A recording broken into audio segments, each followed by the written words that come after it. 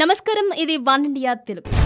4 దేశాల పర్యటనలో భాగంగా జర్మనీ టూర్లో ఉన్న ప్రధాని నరేంద్ర మోదీని బేవాచ్ బేబీ ప్రియాంక చోప్రా కలిసింది.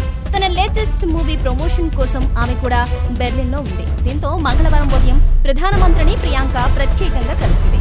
ఈ ఫోటోను తన ట్విట్టర్, ఇన్స్టాగ్రామ్ అకౌంట్లలో ఆమె పోస్ట్ చేసింది. అనుకోకుండా ఒకే సమయానికి ఇద్దరం బెర్లిన్లోనే ఉన్నామని, తనకు ప్రత్యేకంగా సమయం ఇచ్చినందుకు మోదీకి కృతజ్ఞతలు అని ప్రియాంక ట్వీట్ చేసింది. అయితే బెర్లిన్లో ఆమె కాసేపు మోదీతో ముచ్చటించింది. ఆమె మోదీతో మాట్లాడుతుండగా కూర్చున్న